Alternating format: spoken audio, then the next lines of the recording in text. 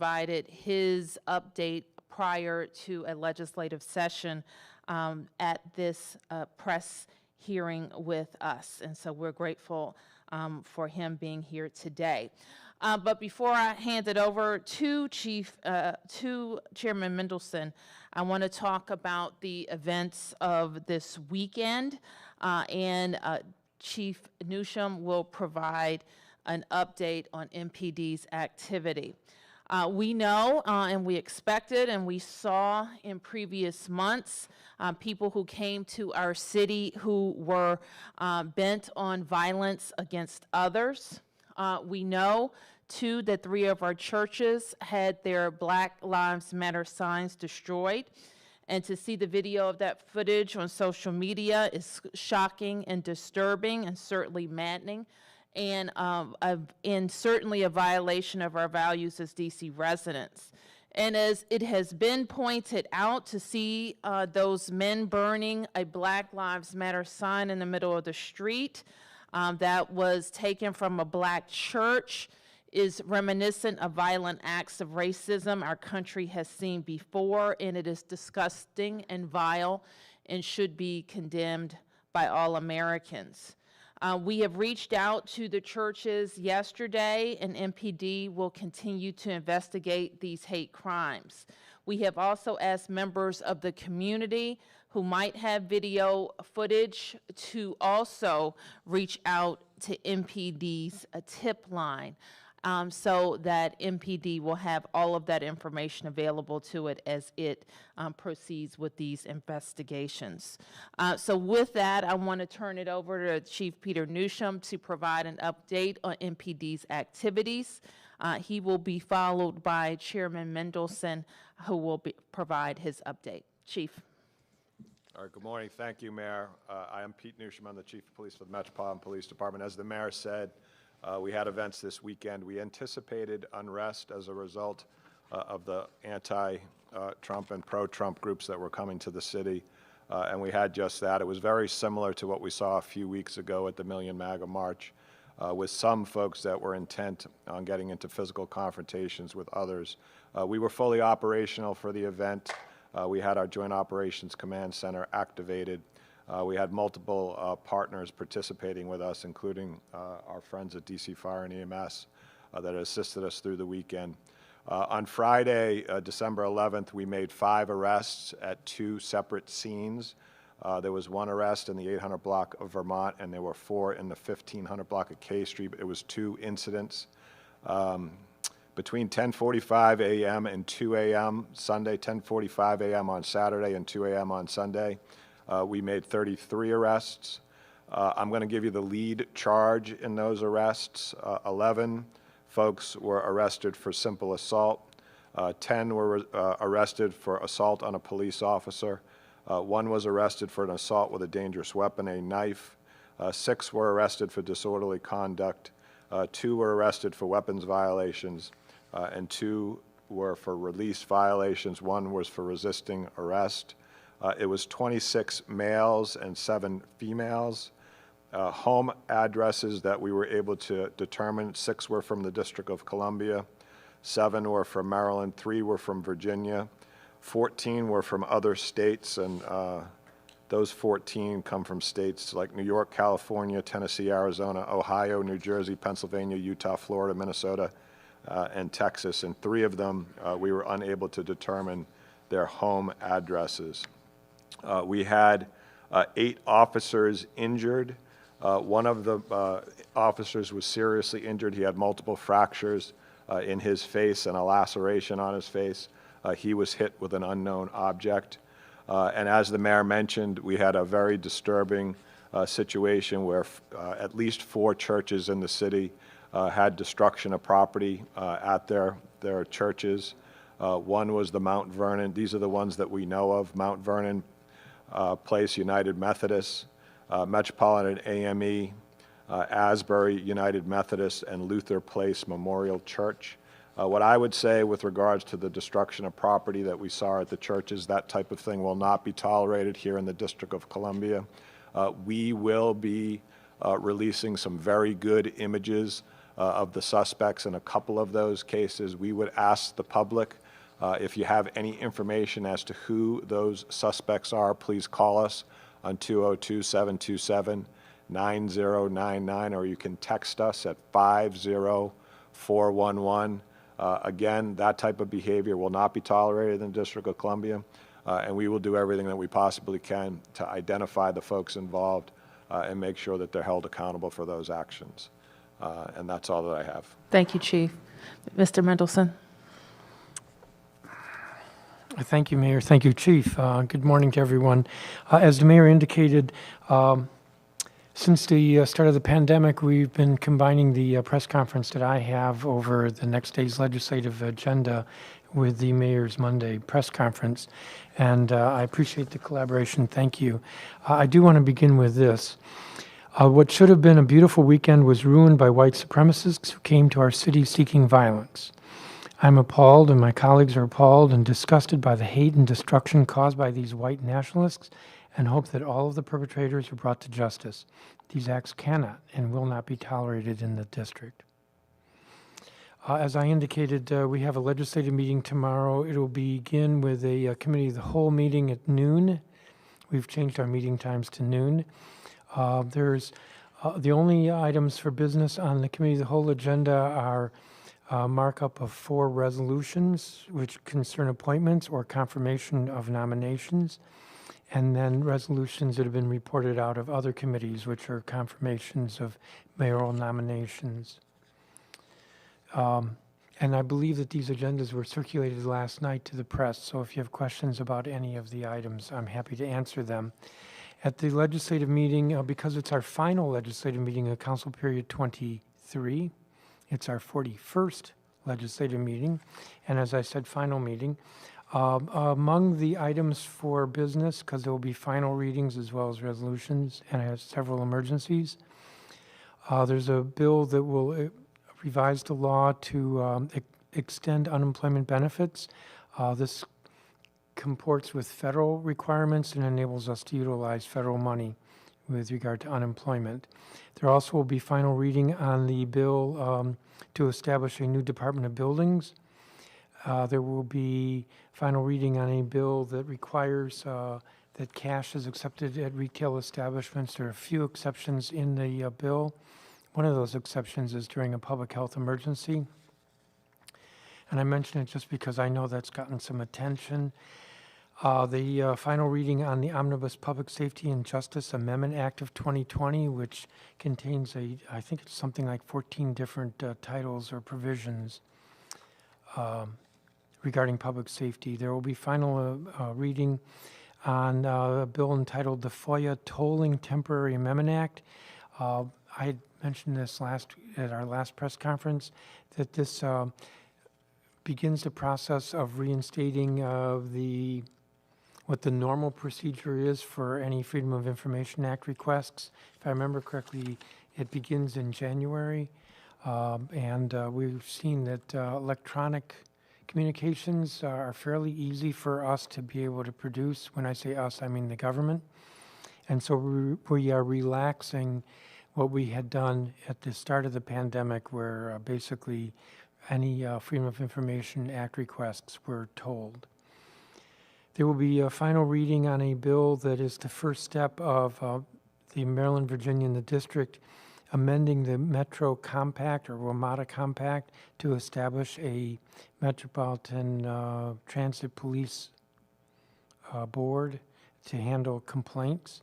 There will be final reading on the Displaced Workers' Right to Reinstatement and Retention Amendment Act. I'm circulating probably in about half an hour an amendment in nature of a substitute that makes a number of changes to that bill, reflecting conversations I've had with other council members as well as with some industry representatives and labor union representatives. And I can say more about that if there are questions. We also will have several emergency bills. I believe it's 6. One of them is to extend the mayor's authority to continue the public health emergency until March 31st. And there are a couple other items in there. I suspect I'm going to get a question regarding utilities, that utilities provision. I'll be happy to answer those questions. And then There is an emergency that I think is getting some attention from Councilmember Silverman that would try to implement some process around attempts to reopen our schools, our public schools. And I can answer questions about that if there are any. That is very quickly a summary. I didn't go into details on any of the individual bills because I expect there might be some questions on that. Mayor, do you want me to take the questions now? And Absolutely. then we'll go back to the mayor if there are any questions. Yes. Chairman, can you talk about the amendments for the, or the amendment from for the displaced worker bill that you guys discussed? There are several amendments. One is, or there are several changes. It will be an amendment in nature of a substitute. Since I don't have my notes in front of me, I have to go by memory. The bill, as it went through first reading, applies to any hotel, restaurant defined broadly, or event, venue, and retailers with 35 or more employees. We're increasing that number to 50. There was a requirement that former employees, that is employees who were laid off, would get 10 days notice, and then they would have to respond. We've reduced that to 3 days. We also have clarified that this is, what the bill does is it says that somebody who's lost their job between March 1st and the end of the public health emergency, so that's a new provision. For hotels, it's between December 1st and the end of the public health emergency, is entitled to notice from their employer, if their employer is hiring, that they can come back to the job that they had or a similar job, but we have clarified what we mean by similar, which is substantially similar. So we don't mean that a person who was a cook can now come back and be a waiter or vice versa. But a cook can come back if there's an opening for cook, and a wait person can come back if there's an opening for wait person. So we've clarified that language. The sunset is, there is a sunset in the bill. It was December 31st, 2024, which is 4 years from now. We've reduced that to June 30th, 2024. It's a slightly shorter period of time. We estimate, though, that full recovery probably won't take place for about 5 years, so the sunset actually falls short of that. There's a provision concerning controlling interest. If there's a change in controlling interest, what we expect to see is that there will be businesses that cannot continue their ownership, and that there will be a transfer of ownership. If it's simply a transfer of ownership, then the bill would apply. For restaurants, if it's more than that, because, you know, a restaurant that is, let's say, let's say is a sit-down tablecloth restaurant, and it sells to a pizza place, carry-out pizza place. Well, it's still a restaurant, but it's actually quite different, so it wouldn't apply there. So that's a new provision with regard to controlling interest. And I'm probably forgetting a couple of changes, but I think those are the main ones. Got it, thank you. And then, obviously, you mentioned the utilities Yes. shut off. Your office has definitely received some pushback about that proposal. Can you kind of walk us through what your reasoning is for ending the moratorium in January but extending the public health emergency until March? I will walk you through the reasoning and say a little bit more. We're actually going to pull that provision from the emergency so that we can work on it some more. But what's at issue here, and we're seeing this in the rental sector as well, even though what I circulated didn't address rental housing, is that what the council did at the beginning of the pandemic was to just broadly implement a moratorium. What we are seeing is that there are people who have the ability to pay rent or pay their utilities and aren't because of this moratorium on shutoffs or evictions. And that's not the intent. The intent isn't to help people who don't need help. For example, what we're seeing is that these are statistics that were given to me by my staff. For Washington Gas, 24,000 customers were in arrears a couple of months ago, but of that 24,000, only 3,600 were actually low income. Now, that's not an exact correlation, but the people we're trying to help are low income people who are struggling to pay their bills. And what we are also seeing is that individuals are not taking advantage of relief programs that are available. For energy, it is LIHEAP, the Low Income Housing and Energy Assistance Program, which actually is federal dollars. There's $15 million that's in that fund untapped. In past years, we couldn't keep up with the demand, but because of the prohibition on utility shutoffs, people aren't using those funds. And so we need to find a way of striking the right balance so that we're helping those people who need help, and where there's relief programs that are available, people are using the relief programs. The other thing I want to say is that we, at the same time that we adopted the moratorium on cutoffs, we also established a requirement on utilities to provide a payment plan. And the advantages of the payment plan include that there's a minimum term of a year to repay, that there's no fees, interest, or penalties, and that there's no reporting to credit reporting agencies of the amount subject to the plan, and that there can't be a lump sum that's due at the end of the payment plan. So all that's to the good. But what we're seeing is that very few people are actually taking advantage of the payment plan option.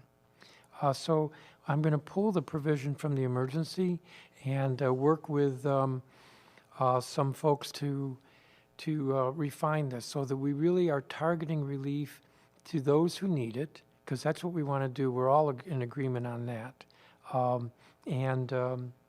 Reduce the anxiety that what we're actually doing here is hurting people, because that's not our intent. So will you be releasing a new provision later today, or what? No. Okay. I'm circulating the bill that we will be voting on probably now. But it will not include the language regarding utilities. That will not be in what's considered tomorrow. So will utilities then be extended until March, like the regular? Yes. Okay. Yeah, there's no change in the law there. Okay, thank you. Yes, Mitch? You mentioned the bill from Councilmember Silverman regarding school reopening. Can you just, is that the one that you, was not agendized in the last meeting? And has that been refined? It was not agendized at the November additional meeting, and Councilmember Silverman did not propose it at the December 1st meeting. There are 4 parts to the bill. It would create a pandemic advisory learning council. It would require the mayor to publish in-person learning threshold metrics that, if exceeded, require review of the minimum public health guidelines for in-person learning. It would call for the publication of in-person learning data, including COVID-19 testing and cases, and education details such as the types of in-person learning operating by school and grade, and basic profile information about DCPS students attending in person. And finally, it would ensure that asymptomatic testing for COVID-19 remains in place for DCPS students and staff during the public health emergency. I was reading from the memo that Councilmember Silverman circulated. Good. Behind you, Sam. Sam. So, Mr. Chairman, the only bill I've been hearing quite a bit about was the one for early release for 24-year-olds. I think it's final vote tomorrow. Is that correct on that bill? Correct. That's part of the omnibus bill. Right. So, first off, is there any indication that perhaps any minds have been changed? You think it's just going to pass tomorrow with? Yes, the bill was approved on first reading by unanimous vote. Now, that may not be the way you remember it because there was quite a bit of debate. The debate was over amendments, and if I remember correctly, those amendments failed on an 11-2 vote, or 2-11 vote. I have no indication that amendments are being proposed tomorrow. So, as I'm sitting here, I'm not aware that there will be any issue as it goes through.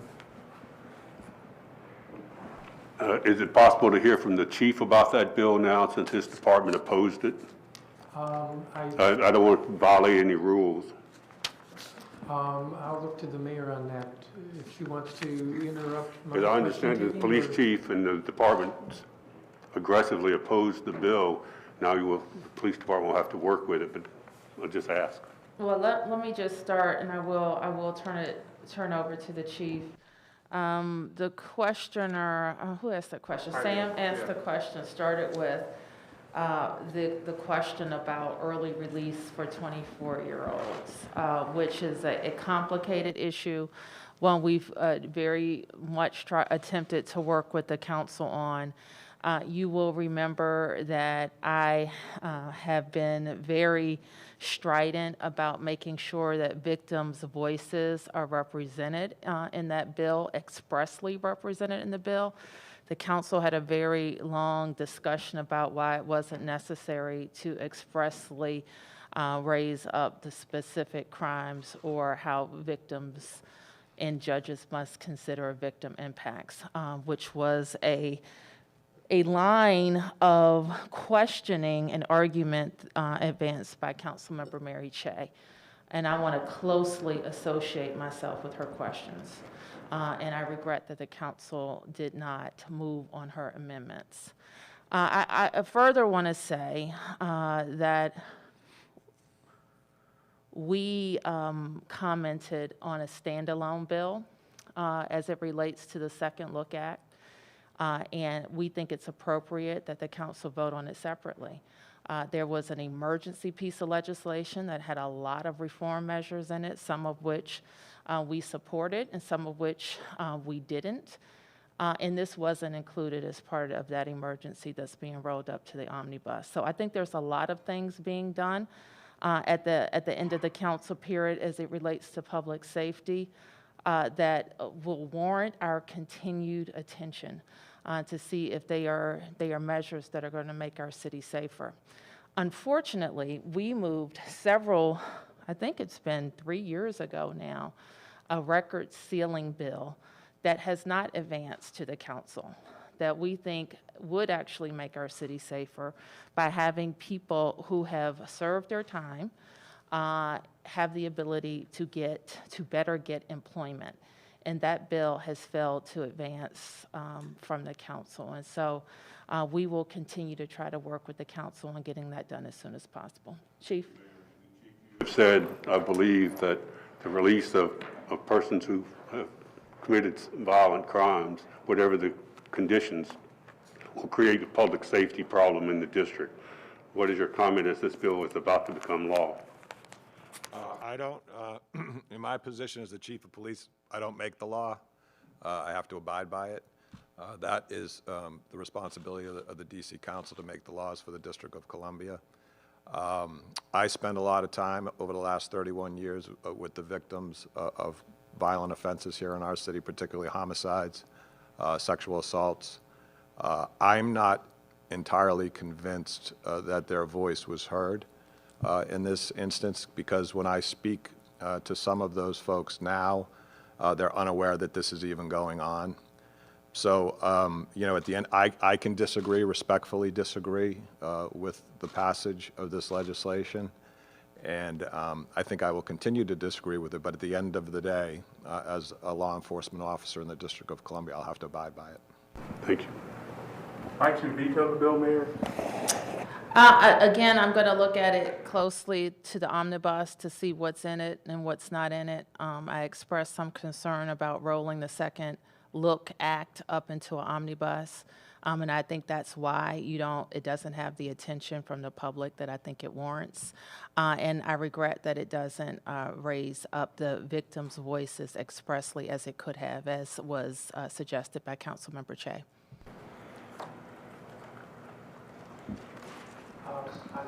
That's what I was afraid of, Mr. Sherwood. You're looking to me to now respond to the response to me. And I want to be respectful of the fact that this is a joint press conference. So let me just say that, you know, there are very serious arguments to be made with regard to this legislation. The council did debate this extensively at its last meeting. I want to be respectful of the arguments that have been made on both sides. A majority of the council, which included me, supported the legislation as it has moved forward, and I expect there will be that it will be approved tomorrow.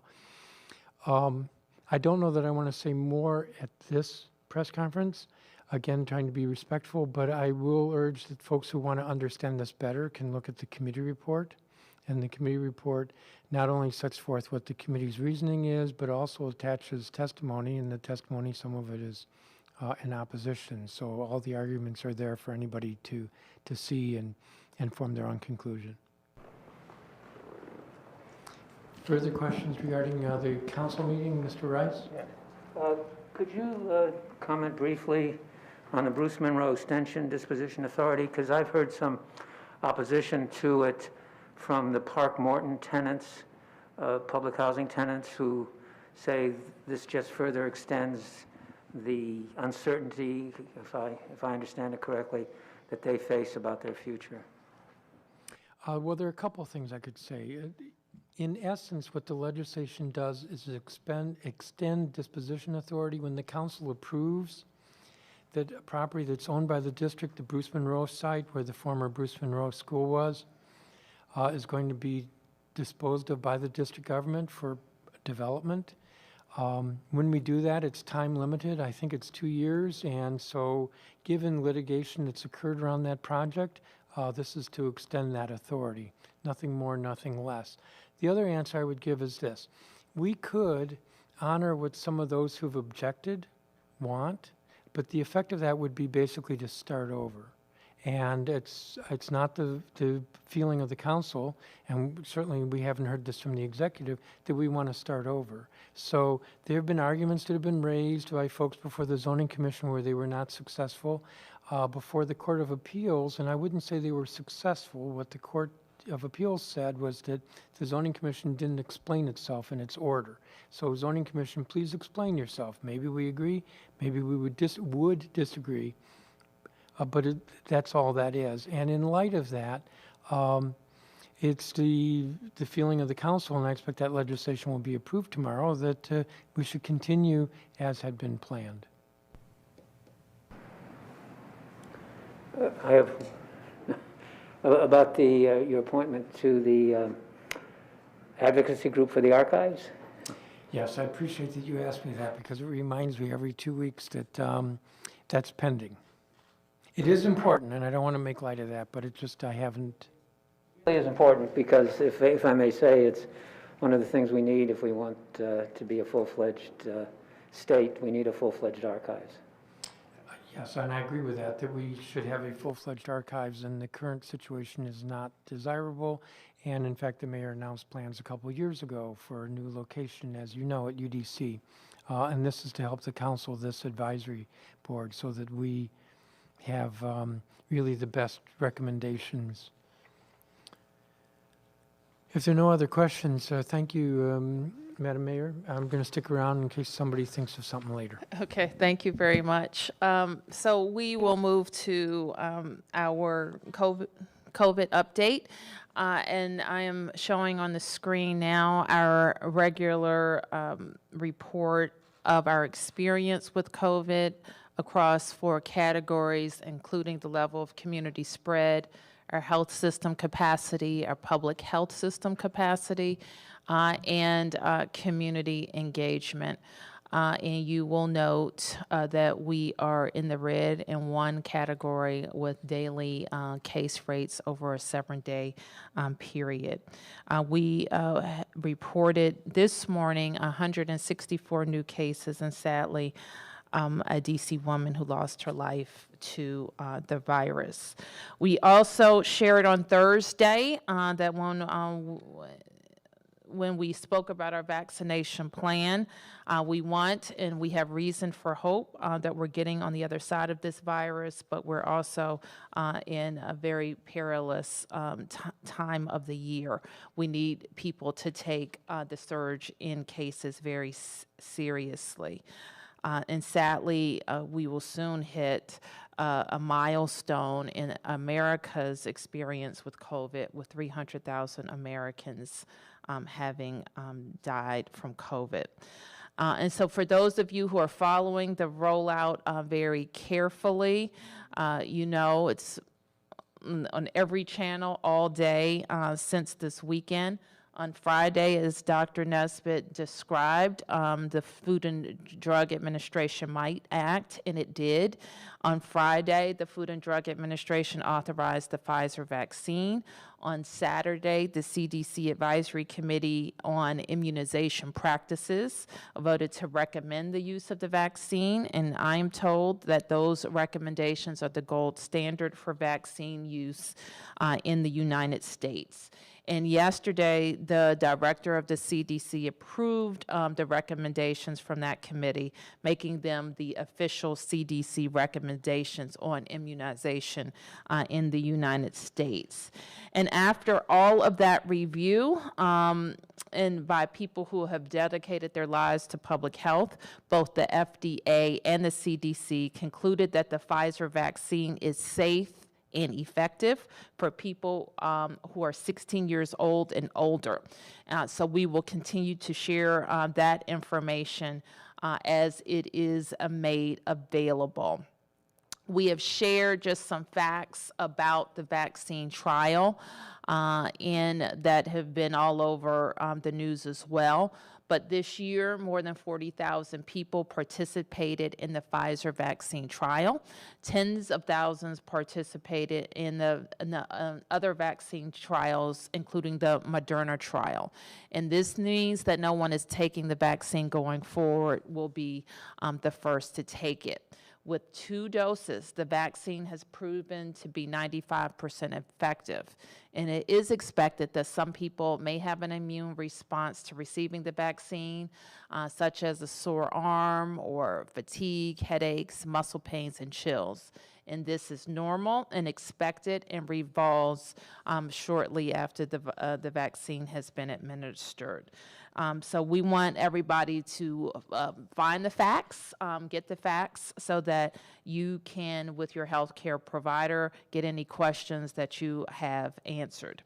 And as we shared last week, 6 sites in the district received the initial allotment of 6,825 doses. These sites will partner with other hospitals and healthcare providers across the city to begin to vaccinate frontline health workers. We expect that Howard University and George Washington University will have their vaccines today. We also expect that Children's National, MedStar Georgetown, and MedStar Washington will receive their vaccine on Tuesday. And finally, we expect Kaiser Permanente to receive their vaccines on Wednesday. And so you can see that chart in front of you. And for a number of reasons, which Dr. Nesbitt went over in detail last week, these sites may not necessarily begin to deliver the vaccines the same day that they receive the doses. So we know that for our frontline healthcare workers, this has been a very difficult year. And we're very proud that DC's bravest at Fire and EMS will be among the first in the district to receive the long-awaited COVID vaccine. DC Health has arranged for Kaiser Permanente to deliver the vaccine to Fire and EMS members beginning this Thursday, December 17th. And as of today, today, I should say, I'm very pleased to be joined by several members who have volunteered to be amongst the first in the department to get vaccinated and to help us spread the word about the vaccine. Chief Donnelly is here, and thank you, Chief, for joining us. He's joined by Lieutenant Keisha Jackson and Lieutenant Joseph Paparillo. Almost got it. Thanks, Lieutenant, for being here. And I know that they are going to be pleased to answer any questions that you have about their experience this year and why they are going to be among the first to get the vaccine. I think we're going to play a video, and we'll do that now.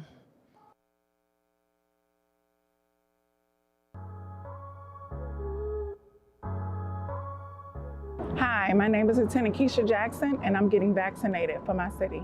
In the last 9 months, I've seen COVID devastate my department. I've seen my brothers and sisters go into the hospital. I've seen them with severe symptoms, things that we never thought we would see. This virus has taken over all of us, especially first responders.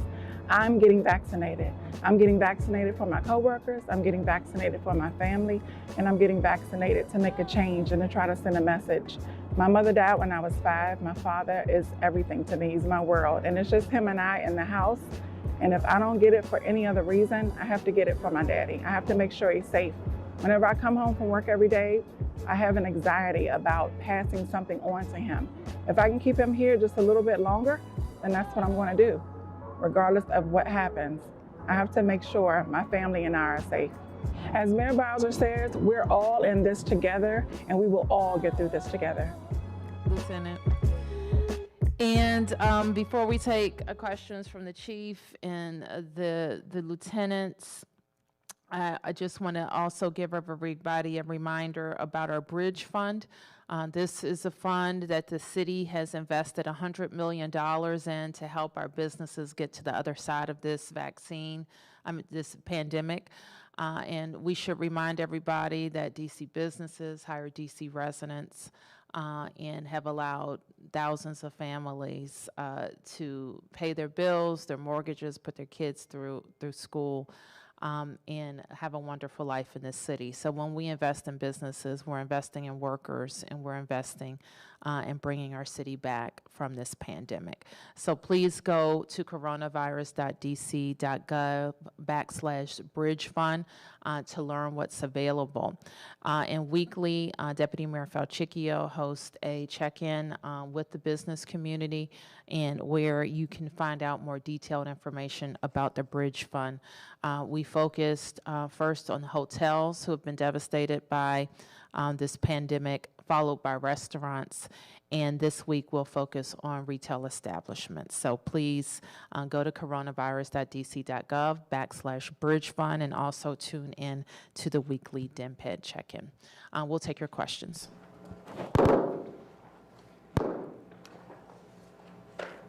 Questions, Greg?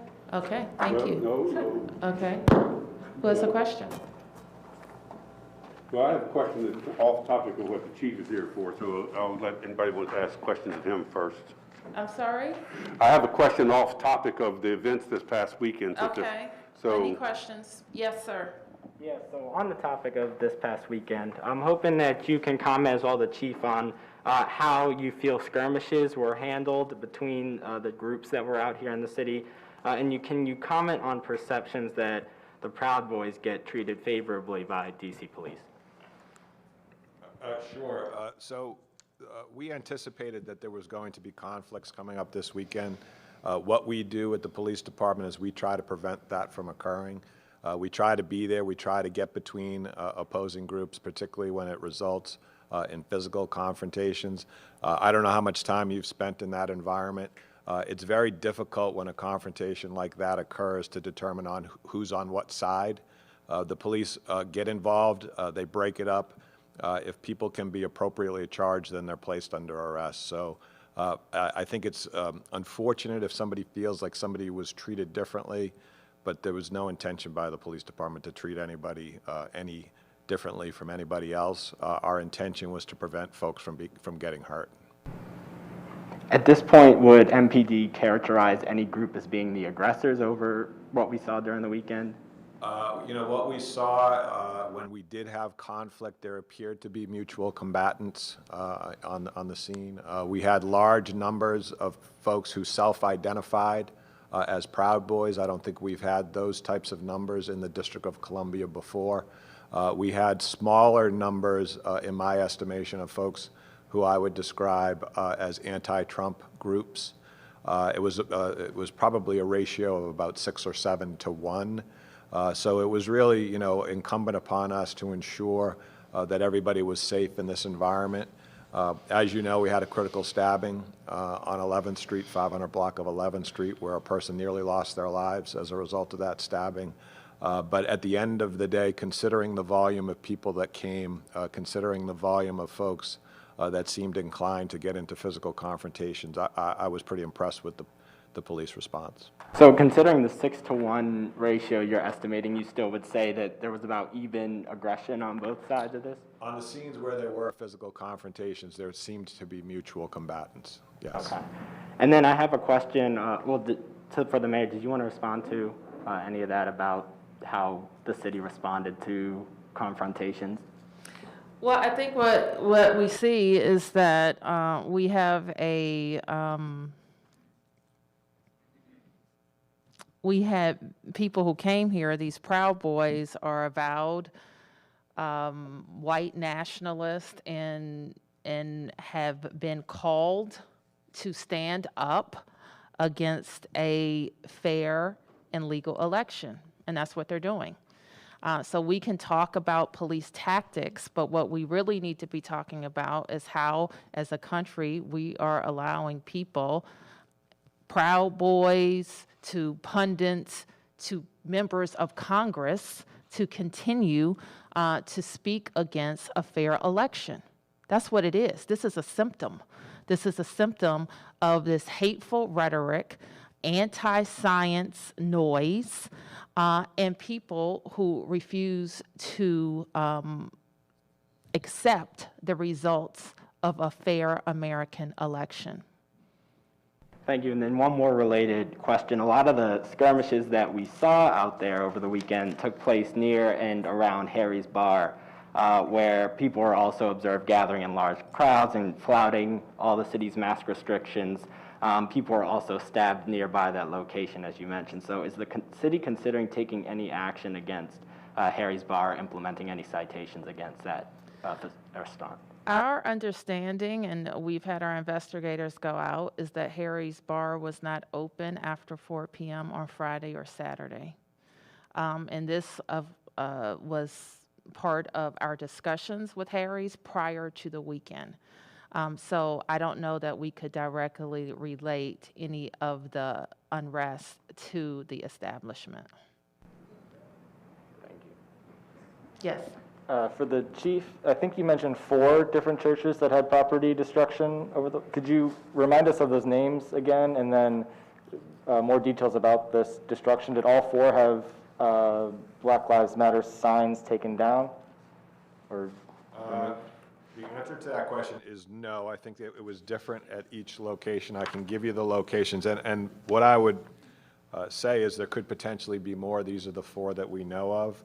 So it's the Mount Vernon Place United Methodist Church, which is on Massachusetts Avenue, the Metropolitan AME Church, which is on M Street in Northwest, Asbury United Methodist Church, which is on 11th Street, and the Luther Place Memorial Church. And it was destruction of property at each of these locations. And, you know, I don't think I have to say this, but whenever anyone attacks our places of worship, I think it's unsettling for all of us. So to the extent that folks can take a look at the images that we have, and we have some really good images at a couple of those locations of suspects that were involved in this destruction of property. If we can make sure that those folks are held accountable, that would be helpful to us. Or is any of this being investigated as a hate crime or hate crimes? They all are. They all are, okay. Yes. Were they burning the Black Lives Matter flags at all of them, or, I mean, the signs? I know in one instance, a banner was set on fire, but there was definitely destruction of property at each of these locations. Is the burning of the Black Lives Matter placard a hate crime? Or It could potentially be a hate crime, and that's the way we're investigating these cases. So you need more information to determine if it is a hate crime, but preliminarily we're investigating them as potential hate crimes. I don't agree with this, but some people on Twitter have said that the city is not treating the burning of the American flag as a hate crime. Is there a difference in the previous demonstrations of the last few months? I'm not sure if I understand the question. Some people on Twitter have said you're not treating the hate crime, the burning of the American flag, but you're treating the hate crime, the burning of the Black Lives Matter sign. Yeah, if you could show me the relationship between hate and the burning of our flag, that would be helpful. Okay. I think when you're talking about a sign at a religious institution, I think it's more likely than not that is involving hate.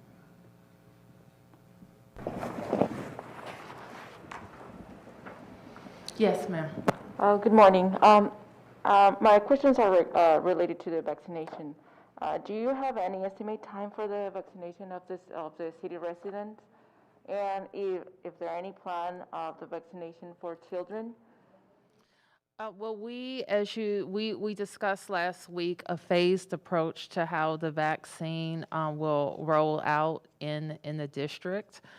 We discussed with some detail the number of vaccines that are available in this phase, which is 6,825. We don't know how much we will get in subsequent tranches of the delivery. And I'm going to ask Dr. Nesbitt to talk to you about the various phases in our plan and how the scientific community is approaching people under 16 years of age. Sure, and we have been in, there's a couple of challenges that we have before us in terms of our ability to move through different phases, and our partners in the region are working with us in terms of our ability to move at the same pace as other states throughout the country. As you know, Mayor Bowser has been working to advocate on behalf of the district residents to the leadership of Operation Warp Speeds and leading some of those collaborative discussions throughout the region using some of the established infrastructure that we have, such as the Metropolitan Washington Council of Governments, and even our DC Hospital Association has been communicating effectively as well. This weekend, we were able to work collaboratively with the state of Virginia, and they will be working with us to potentially provide to us, and we're finalizing the details of this, to provide additional doses of vaccine that will allow the district, through our closed pod structure, to vaccinate healthcare workers who reside in Northern Virginia and work in the district, to vaccinate them through the closed pods in the healthcare facilities that they work. That will allow us to activate our long-term care facilities where our residents and healthcare workers live, which some states are doing this week. We have to be able to vaccinate individuals who are in the higher risk groups before we can move to phase 2 and phase 3, where the general public is. We can't provide timelines, as the mayor has mentioned, in terms of what dates, what weeks we will get to the general public in phase 3, or when we will get to other risk groups in phase 2, because we simply don't know how much vaccine we will get and when. And that's based on a number of factors. Vaccine is produced, and one of the most, and all pharmaceuticals, in fact, are produced in some of the most tightly controlled conditions that have some of the most high quality control conditions of anything that we consume or we put in our bodies. So someone can tell you that X number of doses are produced every week, but if those vaccines don't meet certain quality standards, they're not going to be moved out to parts of the country to be provided to states. So we're getting 6,825 doses this week.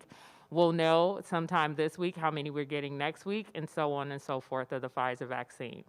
The Moderna vaccine, we understand, will go before the FDA for emergency use authorization, similar to the Pfizer vaccine going through that process last week. And as you saw, and you've put the timeline together in your head, the advisory committee met on Thursday and other actions were taken such that vaccine is arriving in communities sometime between Monday and Wednesday this week to allow people to begin to be vaccinated. But we don't know when other companies that are manufacturing that are conducting clinical trials that are in the phase 3 time period are going to be submitting their request for an emergency use authorization to the FDA. In terms of when the pediatric population may be vaccinated, there are not many pediatric individuals enrolled in these trials at this point. Moderna has begun to enroll some people younger than the age of 16, but we do not have significant data on the pediatric population as it relates to safety and efficacy at this point to be able to indicate when that population will begin to be vaccinated. Yep. Donnelly, will you talk about the FEMS approach to the member vaccination? Thank you, Madam Mayor. So the fire department got word last week that we were going to be able to receive the vaccine in that first dose later this week. And we started engaging our members, and the members were engaging first. are our members that are on the front lines every day, that are out there in contact with people with COVID, and then coming back to the fire stations where they live in very tight quarters. We've seen pretty widespread COVID with over 250 cases in the fire department. So we believe this is a very important step for us to be able to maintain services and to be able to support our employees, keep the citizens and the workers safe. Thank you. Yes, Sam? Oh, I'm sorry. Let me say. Yeah, sorry. And how? Can you introduce yourself, please? Yeah, my name is Carmen Rodriguez. I'm a correspondent for Anadolu from Turkish. Yeah, Anadolu, Latin America. Okay. Yeah, and how will be the vaccine store taking into account that it requires certain temperature? Well, if we could go back to the slide where the vaccine has been distributed, these are all healthcare facilities that can support its proper storage. And the last question about that, yeah. What will be the protocol to follow with people who have any illness or allergies? Dr. Nesbitt? Sure. So there are a number as a requirement for any state to participate in the vaccine program. And any of our healthcare providers who are partnering as part of the state's program, they must report any adverse events through a number of initiatives, including the vaccine adverse event reporting system. There are also voluntary systems that individuals can report directly in, including apps that can be downloaded on a smartphone. I'd like to follow up with Dr. Nesbitt on vaccine. How many doses, do you have a number of how many doses that you'll be getting from Virginia to vaccinate Northern Virginia residents who work in DC healthcare facilities? We estimate approximately 8,000. So you're going to get more doses from Governor Northam than you're going to get from the federal government? Potentially next week, not this week. Okay, and you're going to target those towards long-term care facilities? No, they will go to the Pfizer vaccine. It will go to our hospitals, those same 6 facilities, but it allows us to be able to activate a long-term care partnership. Closer, I got you. When in order to activate the long-term care partnership, you have to allocate 50% of the doses that you're getting from the federal government. And with the amount of vaccine we're getting from the federal government, if we did that, we'd have to reduce by 50, cut 6,825 doses into 3,400. And that was not sufficient to be able to move out to our hospitals for them to vaccinate their workers. So we kept that solely as a program that went out to our hospitals. So getting more vaccine from our partners in the region, which they were so gracious to be able to do, recognizing the benefit it would extend to our region as a whole, allows us to be able to activate our long-term care partnership, similar to what some states did at the outset of their program, and start to vaccinate residents and workers in long-term care facilities in the coming weeks. Maryland, have they indicated whether or not they're receptive? We are in discussions with them as well to be able to secure a commitment of a transfer of vaccines for them as well. And then when you're giving out these doses, this first 6,000, you're going to give out 6,000 doses, not hold 3,000 back for the second round. No, we are not to hold back the second dose. And then, I appreciate your patience with all these questions. That's okay. Can you tell us what metrics you'll release, what data you will release, and whether the number of people vaccinated will become one of the metrics we see on your dashboard? And will you update us each day with how many people are vaccinated and kind of what sectors they're from? And yeah, so dashboards are they're a gift and a curse at the same time. So we have the ability to track who is getting vaccinated in order to, we have to track that because we have to make sure that anyone getting vaccinated with Pfizer is getting their second dose at around day 21. Anyone getting vaccinated with Moderna gets vaccinated at day 28.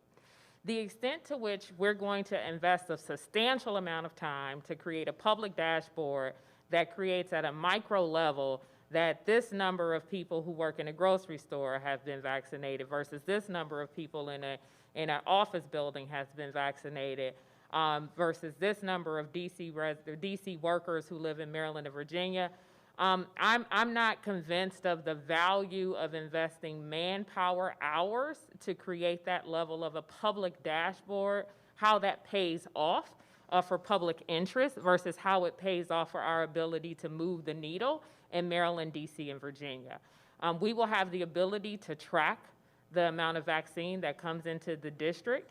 We will have the ability to track who has actually been vaccinated, and we will have the ability to remind them of when their first and second doses due.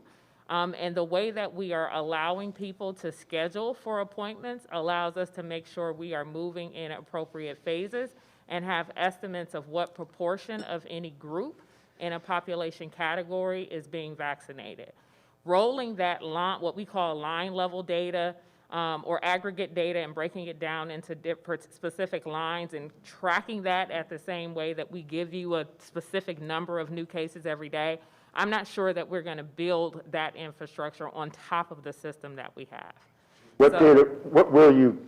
So the extent to which we're going to clean data nightly, or to then be able to put it out to you to say, X number of grocery store workers in the district who live in Maryland were vaccinated tomorrow, I'm not sure we're building that dashboard for you.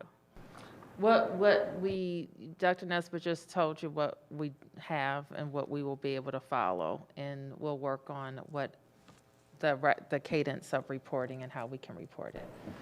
Yes. Dr. Nesbitt, you had mentioned reaching vaccinations for the vulnerable population. I know you said you can't give exact numbers, but if you haven't already, is there a percentage you know of in the district of a vulnerable population that needs to be vaccinated before you could start moving in? And with the dosages that you're expecting to get with the partnership that you've talked about, where that gets us to in the district? I think I misunderstand your question because you said I couldn't do something. That you said that not specific numbers yet, but in terms of the vulnerable population in DC, what percentage needs to be vaccinated before we can move to the next phase? Do we have, before you answer, let me just ask, do we have the graphic that shows the phases that we could pull up quickly? I know it's not in this slide deck. Is it in something else that we could pull up as Dr. Nesbitt responds? I want to restate Stephanie's question because I think I misunderstand and I think it's partially inaccurate in a previous understanding. So we've published in the DC COVID-19 vaccination program the population estimates for each group. And what I think I'm hearing you say is we don't have a timeline for how we're going to move from one group to the other, but we're not going to completely finish group or phase 1A before we move to phase 1B. So do you get that part? So we estimate that there's 85,100 people in phase 1A, then about 310,772 in phase 1B, right? And phase 1B includes individuals who are over the age of 65. It also includes individuals who have a chronic health condition. So when you say the vulnerable population, those individuals to me is what is defined as vulnerable. Do we have concurrence there? Which phase? Okay, great. Phase 1B. 1B. Right, so we have some concurrence there. So from my perspective, we don't have to finish phase 1B before we move into phase 1-2. Do we have some agreement there? Okay, great. So when you say I don't know something, I'm confused about what I said I didn't know. No, that you weren't ready to give specific numbers yet. But in order to move to the next phase, my question is around what percentage, I guess, of 1B needs to be vaccinated. Okay, because I just gave some very specific numbers, so I wanted to, right. So what we understand about the population's readiness to accept the vaccine is that in the essential workers group, the readiness for accepting the vaccine based on race and ethnicity could range from somewhere between 40% for some groups to as high as 95% for other groups. As a collective group, it's maybe somewhere about 60 to 70%. So if we're talking about moving from phase 1A to phase 1B, we may end up somewhere about having 60% of that group vaccinated before we move to phase 1B. And then is that helpful context? Yes, thank you. And then to follow up with the mayor, if you don't mind, Mayor Bowser, I believe you had said previously that you would take the vaccine. Do you still feel that you should, given the number of vulnerable people we have in the district? the vaccine ahead of someone else who might be more vulnerable? In phase 1B. But I'm just asking, do you still feel officials should, given that there are others out there that are I do. vulnerable? I feel that everybody who wants it should have it. Okay, let me start there. And I know that as we go through the schedule, I think properly looks at DC government, our first responders, and then our essential workers and critical care workers. And that's the group I fall in, if that's your question. Yeah, more so, if there's an older person who, is waiting to take this vaccine, if there are officials that maybe think that they could wait, should they do so? Well, I think that my officials and employees who are going to work in person are exactly where they need to be in this protocol. Yes, Sam. So I want a question for Chief Donnelly. First off, how are you determining who gets the vaccine in the fire department? And are AMR workers also part of those people you're vaccinating? So first, we'll start with the fire department people. We're starting with our operations folks, and in sort of answer to your question, maybe why I'm getting it. I'm as the leader of the department, I'm going to do something. I won't have my people do anything I won't do. And there's been enough concern about the vaccine, as you see in the country, about its safety. And I know that my involvement has caused people to say they will take the vaccine. So I think that's a really important investment in my people. In terms of where we go with that, we're working with the operations folks. We've started a survey. Obviously, it's an optional but highly encouraged vaccine.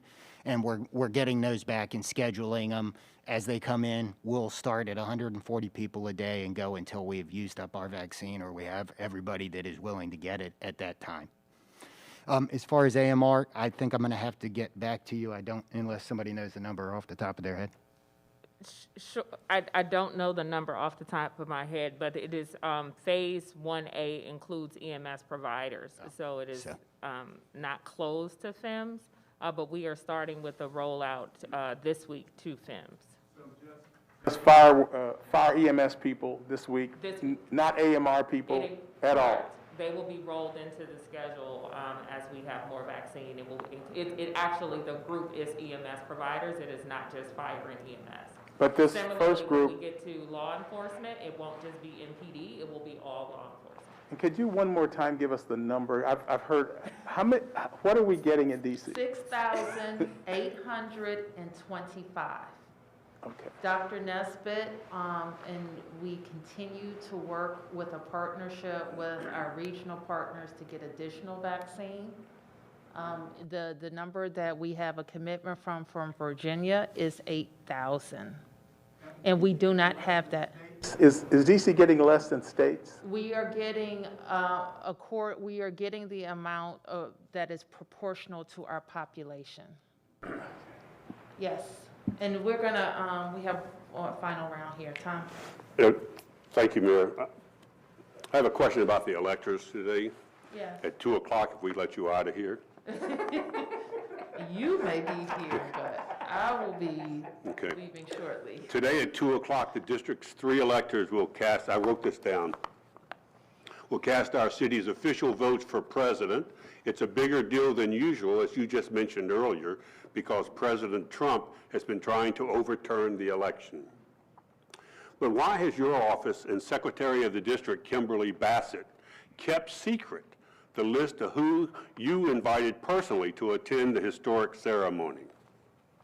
I asked your office Thursday morning, 4 days ago, a simple question. Who was invited? The invitations had already gone out because I've seen one. Yet as I sit here right now, your office still has kept the list secret. May I ask you why? Did the size of the invitation list violate your own order limiting crowd gatherings during the virus? As you know, Tom, my order does not apply to official government business. So if I needed to have, just like the elections, for example, didn't apply to the number of people that could be at a polling booth. And it wouldn't apply to the number of people that could be at the gathering of the Electoral College. Although I think that we have made every effort to keep that number down and to limit the types of ceremonial things that we would normally have at the Electoral College. For example, the presentation of colors or the flag will be foregone so that we wouldn't have those 4 or 5 young people present. We won't have someone there present singing the national anthem, which we would normally have at this event. And we don't have it open to the public like it normally is. I've been an elector, and we normally have it in a place. I think the last one was in the council chambers. The time before that, it was in the ceremonial building where all of the members of the public, members of the press could come to the event. It is my recollection that we have invited 2 members of the council. We've invited part of our statehood delegation. We have invited leadership from the DC Democratic Party. We have invited the members of the Board of Elections. And I think that's, I don't remember, and the electors. Mayor, I appreciate that, and it makes perfectly good sense. What doesn't make sense is I simply asked for a list of who you invited. And for 2 days, I was told the list was being prepared, even though the list had been sent out. And for the last 2 days, my inquiries weren't even responded to. Would you commit to have the Secretary of the District or your press office simply give us a list of who's going there? The fact that it is strictly limited makes it more interesting to who's going to be there. My understanding, again, is I could be wrong, but the list was so large that it would have violated, those people would not need to be there to carry out the official function of the district. No, you are wrong. There is not a large list. And probably we were confirming the agenda. Having a list of people without the agenda probably doesn't make a lot of sense, but it's not a big show if that's what you are suggesting. What we are doing, and what is also important, is that we are using the setup that Events DC has created that will allow virtual events to happen in a pretty standard setting, and so that's where the Electoral College will meet. It makes perfectly good sense. Why is the list of who is actually invited secret? I don't understand that, and it's such a minor question. I feel irritated even asking it 5 times. Well, I feel irritated hearing it 5 times, but I'm happy to let people know. I just kind of read to you the categories of people who will be involved. That's not, I have a part of the list, Mayor, and that's not everyone who's invited. Okay, what is the list that, do you would like to confirm? I want to know the list of the people who are authorized to go to the ceremony today where the electors are going to cast. So who are you talking about that you need me to confirm? You have not named all the ones that I know. Then maybe you don't know. Well, then why don't I have the list? Didn't I just say that I would release it with the agenda? I already have the agenda. It's a very nice agenda. It's very impressive. It's very great. It's a great thing to do. The votes are going to be counted, but the people in the audience, the live audience, it's going to be on Cable 16 if anyone's listening to this rant. I just don't understand why it's so secret you won't give us a list. I mean, thank you. I won't bug you anymore. I would like to have it today, though, because I asked for it Thursday morning. Thank you. And your point in this rant is that there are too many people that are going to be there? No, the point is I would like to know as a citizen of the city who's there for this historic moment. Got it. Thank you. Yes. I have 2 quick questions if I could. First, we could hear from the 2 lieutenants. Yes, please. And I'm just kind of wondering if you could maybe each tell us if you guys had actually tested positive through all this. We know from the chief so many firefighters have. How many times, if you have had to quarantine through all this, and just what it's like being on the front line and now being on the verge of being the first 2 in the city to get the vaccine. I know it's a lot in there, but whatever you guys are comfortable with, I appreciate it. Thank you. I would also like to speak candidly. I have not tested positive. I have tried to do everything to keep myself safe. My position in the department is dealing with a lot of the First Amendment demonstrations. So sometimes a lot of times it will cause for me to go out in operations and deal with our visitors into the city. Again, I've just tried to do everything to keep myself safe and my family safe. But no, I've never tested positive. My main thing in doing this is I had a lot of hesitation, and when we first started discussing getting a vaccination, I was definitely one of the ones who was opposed to it, against it, was not going to do it. But you go through life, and certain situations come up in your life that will change you. For me, it's trying to send also a message to Black and brown people that look like me. It is my race that is dying at a high rate. I had a nurse who we've been friends since I was 10 years old, and she is my best friend. And she is now sick, very sick. So I'm trying to do what I can to get a message out to whoever I can get the message out. I've never known her to have health problems, but she is severely sick. And I'm wishing her all the best, praying. Again, as I said in my video, my worst fear is giving it or passing something to my dad.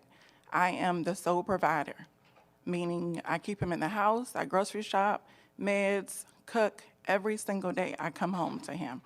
And my worst fear is contributing to just making him sick. So again, I was that person. I can admit I was that person who was definitely against it. I was not going to do it. Let me wait a year. Let me see what happens. I can't afford to do that anymore. I can't. So I have to step out on my faith and believe that I'm going to be fine. And that is my belief. That's what I'm going to do. Again, it's my race who is leaving here at an alarming rate. So that is my story. Thank you. Thank you. Lieutenant? Good afternoon. First, I'd like to thank the mayor and Chairman Mendelson and everybody in the leadership team. It's a very symbolic gesture that's not occurring in many states across the country, and that's putting its first responders first. My brothers and sisters have worked tirelessly under a great deal of stress over the last 9 months and have worked admirably and I think very successfully in battling this invisible enemy in the streets. And our biggest fears as providers is giving it to our patients and bringing it home to our families. And this is the first step in rounding that corner, in preventing those things from happening. And we're very proud to be here and to say thank you for considering us and letting us be a part of that group. So vaccinating for the city, for ourselves, and for our families. Thank you. And then if I could just follow up with an off-topic question, Mayor and Chief Newsham, for the two of you. Chief, first to you, we know you're leaving to go to Prince William. There's going to be a protest tomorrow in Prince William County of people who are opposed to your being named the chief there. Just wondering, what would you say to those people who may have concerns about you coming to Prince William County, to give them some assurance that either you hear their concerns or to relieve their concerns? And then Mayor Bowser, the last time I asked you, you were not clear on a timeline for the chief's departure. I'm just wondering if you have any more clear date there. Sure. Let me start, Chief, and I'll kick it over to you. And having been in the position once and now for a second time of picking a chief of police, it is an awesome responsibility, and it is among one of the most important personnel selections that a mayor or chief executive will make. And now, especially with the climate that we are in, it is public officials are under a lot of pressure to make the right choices. And I think that having a person who's been committed to law enforcement for 31 years and has served a major city for that entire career certainly is a bonus to any department who is looking for a new police chief.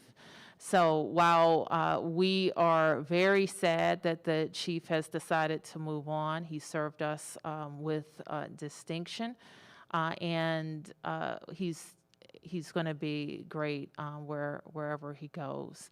Now, no mayor wants to be the one that has to give the great recommendation on their chief of police going someplace else, but though that's how it goes. And I think that the folks in Virginia will find the same thing. Now, it's unusual. I don't know that it's happened that a chief has moved on and stayed in the region.